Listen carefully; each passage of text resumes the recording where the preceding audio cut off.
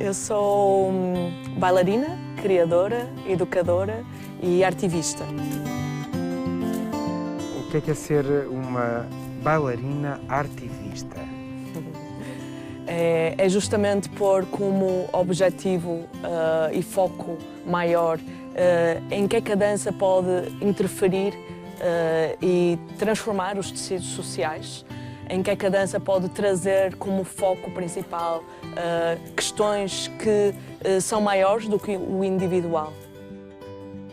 Esta abordagem da arte como transformação social e como também focar neste lado mais terapêutico e social desta arte, como é a dança, eu já vinha desenvolvendo desde o mestrado, doutoramento. A partir de 2011, quando recebo o meu diagnóstico como HIV positivo, esta questão tomou outros contornos e criou essa expansão também no meu trabalho. Desde 2017 tenho estado a colaborar com instituições nacionais e internacionais. Aqui em Portugal colaborei com a CERS, que é a única instituição para mulheres que vivem com HIV, dinamizava os encontros nacionais. Ganhei também um projeto da Comunidade Europeia, que cruza a arte, a educação e a saúde, e estive no início deste ano em Espanha a desenvolver esse projeto. Neste teu percurso, estigma e discriminação, sentiste? Sim. Então, este trabalho que estou a criar neste momento, chamado UNA, é uma performance que fala sobre o vírus como um motor de transformação social. E este trabalho começou a nascer em mim a partir dessas experiências, a partir de eu entender que neste momento o HIV, num país privilegiado, como é Portugal, em que temos acesso de forma gratuita à medicação, o HIV neste momento, na minha perspectiva, é um vírus social. Então, a nível do vírus físico, conseguimos conter, os progressos da medicina tiveram esse avanço, mas infelizmente a mentalidade sobre HIV ainda está lá nos anos 80, em que é esse bicho-papão, ou existe uma ignorância muito grande, estes progressos todos não estão, até para pessoas que estão em idade sexualmente ativa.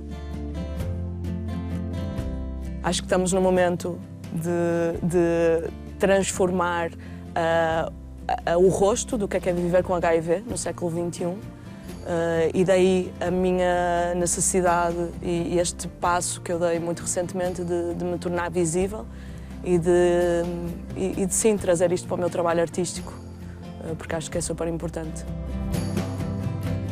A performance UNA, ela vai ter uma estreia internacional, vai estrear no Festival Mindelact, em Cabo Verde, no dia 13 de novembro. Estamos também a querer fazer essa passagem aqui para Portugal, a trazer o projeto para Portugal. Na verdade, o UNA faz parte de um projeto comunitário que, para além da performance, irá desenvolver também em cada localidade workshops com a comunidade, palestras nas escolas, intervenções urbanas. E desde já eu vou ter uma campanha em que a comunidade pode também participar, e é uma campanha de mecenato público a ser lançada em dezembro, mas desde já quem nos estiver a ouvir, quem se sentir identificado e quiser apoiar esta causa, convido a entrar nas minhas redes sociais, no una.imun, no Instagram e no Facebook, e lá encontrarão todos os links para seguir e fazer o seu contributo. Desde já agradeço. Graças à investigação e à evolução da ciência, pessoas com HIV têm cada vez mais qualidade de vida e, com ela, mais integração. Aliás, como é o caso do testemunho da Teresa. Pode contribuir através do 761 20 60 90. Junte-se a nós, junte-se à Maratona da Saúde.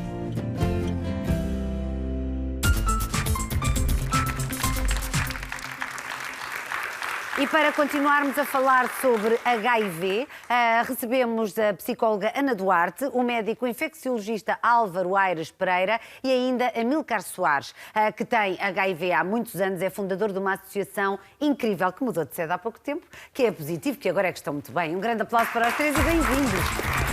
Bem-vindos à Maratona da Saúde, obrigada. Se calhar começo por falar com o Dr. Álvaro para tentarmos perceber, porque Nos anos 80, anos 90, falava-se muito sobre SIDA, havia ainda muitíssimo preconceito, havia ainda muito pouca informação na realidade e também muitos mais casos fatais. Felizmente, e com o avanço da saúde, lá está, e também da investigação, hoje em dia é uma doença crónica, mas com a qual podemos conviver, viver e estar razoavelmente saudáveis e a ter uma vida normal. Pergunto-lhe, para voltar a tornar presente este vírus, afinal de contas, que vírus é este e de que forma é que afeta o nosso organismo e se transmite? Bem-vindo. Muito boa tarde, muito obrigado pela oportunidade de estar aqui. Portanto, a SIDA, portanto, o vírus é provocada pelo vírus da imunodeficiência humana. Na realidade são 2 vírus, mas para não entrar em pormenores.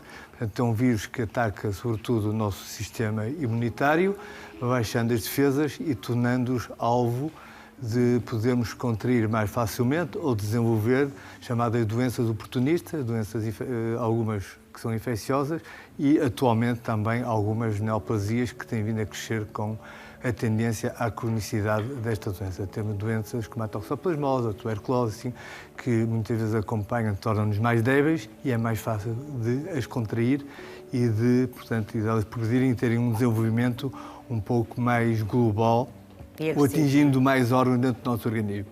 Como já sabem, esta doença transmite sobretudo o HIV por contacto sexual, embora depois também se possa transmitir por transfusão de sangue, transplantes, mas hoje em dia essas vias de transmissão são quase nulas e algumas vezes acidentalmente, por agressões, também pode acontecer contacto com produtos contaminados com o vírus. Exatamente. Pois estamos a falar de um vírus, sabemos muito bem como é que ele se transmite. Aliás, não se tem falado de outra coisa no último ano e meio, senão de um vírus malandro que deu cabo das nossas vidas. Perguntar-lhe também o que é que mudou em termos de medicina, de avanço, de saúde e de qualidade de vida entre a SIDA dos anos 80, 90 e a SIDA do século XXI. Mudou muito. Por um lado, a facilidade e a oportunidade de diagnóstico. Ainda temos campo para melhorar bastante, mas melhorou muito. Melhorou muito a medicação. A primeira medicação que tínhamos era uma medicação relativamente escassa, com poucos medicamentos, com poucas drogas e com um potencial de toxicidade muito grande, grandes interações com os medicamentos e até para uma perda da própria autoestima, porque de alguma maneira até deformavam algumas vezes o aspecto da pessoa, com acumulação de gordura nos sítios, ausência noutros. A medicação evoluiu no sentido de esses efeitos serem muito menores, os efeitos de risco cardiovascular também diminuíram, portanto, tem muitos esses efeitos laterais que têm vindo tendencialmente a diminuir e também a comunidade terapêutica. A medicação que antigamente os doentes tomavam uma quantidade relativamente grande de comprimidos ou de drageias e agora a maior parte dos doentes que só com um comprimido, por exemplo, andam muito bem. Muito bem. Amílcar, bem-vindo também à Maratona da Saúde. Obrigada por estar connosco. Gostava que partilhasse connosco a sua história, sendo que sei que já o fez outras vezes, até também para esclarecer algumas pessoas que podem ainda não estar devidamente informadas acerca do que se passa e depois, claro, falar da Fundação Positivo, da Fundação da Associação Positivo. Muito obrigado pelo convite. Obrigada a nós. É importante voltar-se a falar neste problema, parece que ficou esquecido. Certo. Mesmo antes do Covid já estava um bocadinho esquecido. A associação nasceu da ideia de criar um espaço onde as pessoas que eram confrontadas com o saber do diagnóstico que eram VIH positivas e o que é que faziam da vida delas. Isto em 1991.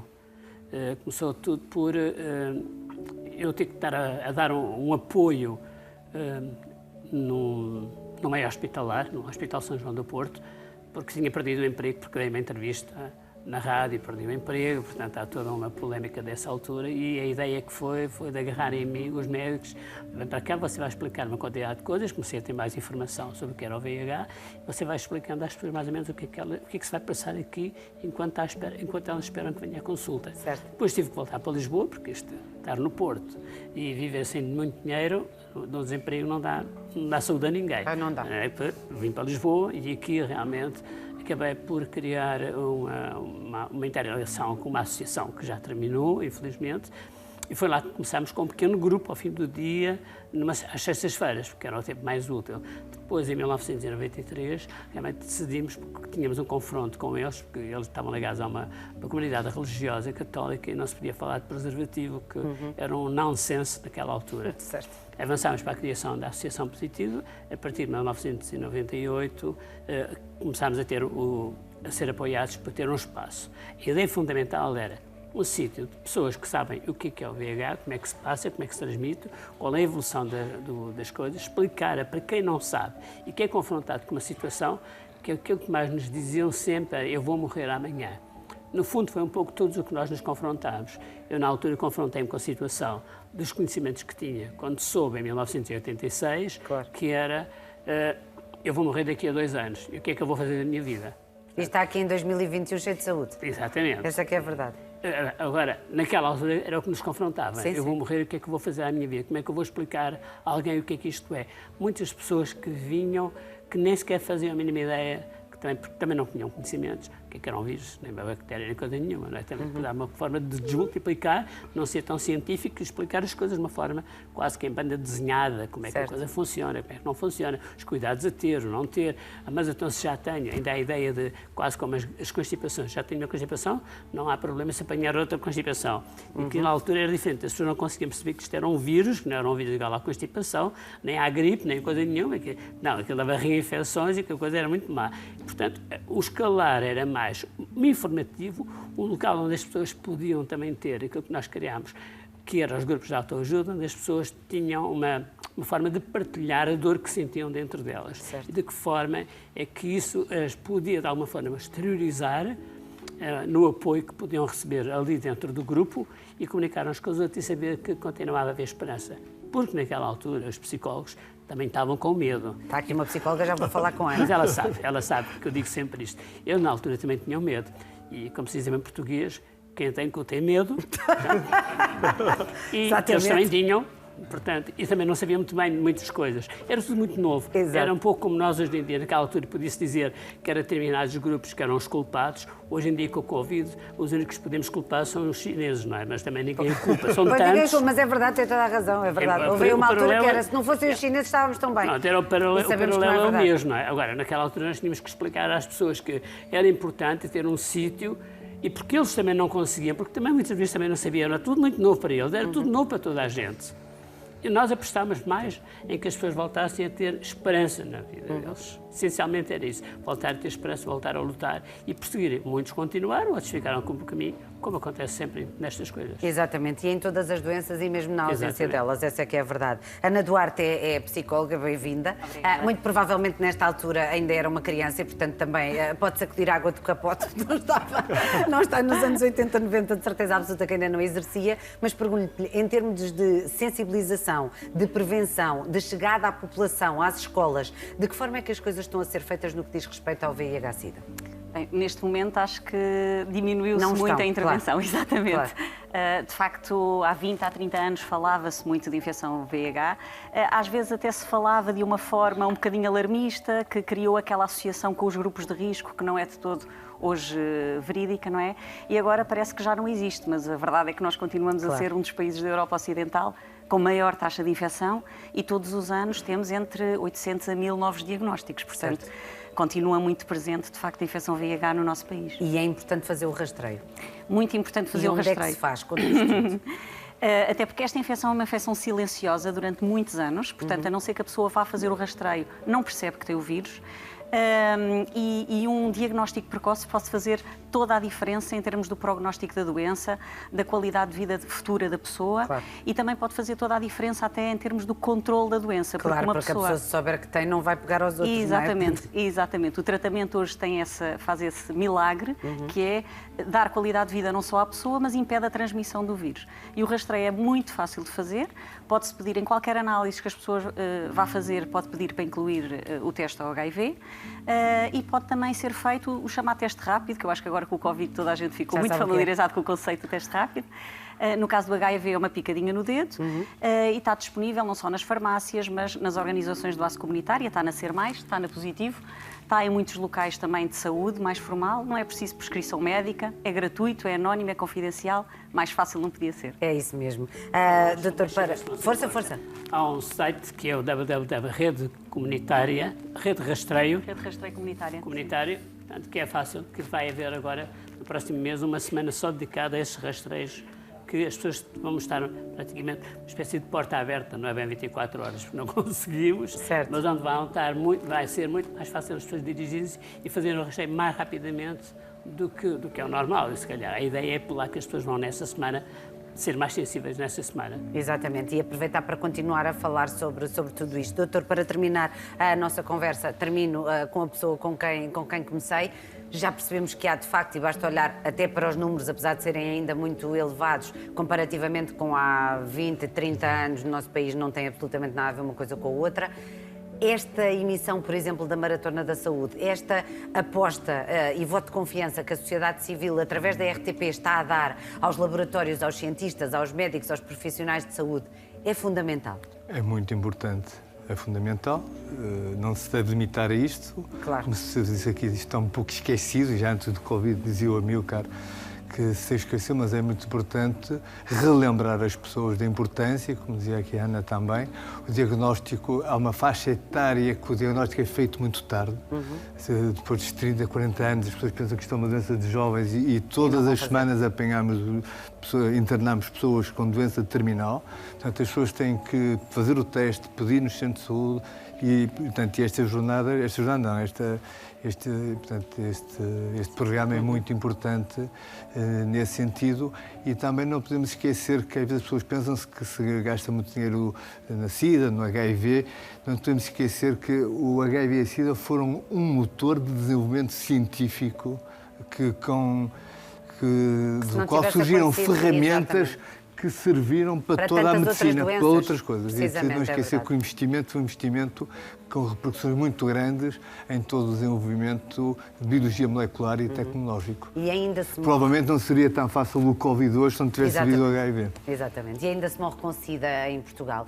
Temos aqui sermais.pt para saber tudo o que diz respeito aos rastreios e por onde é que pode fazê-los e agradecer muito a presença dos três aqui na Maratona da Saúde. Parabéns pelo vosso trabalho. Obrigada.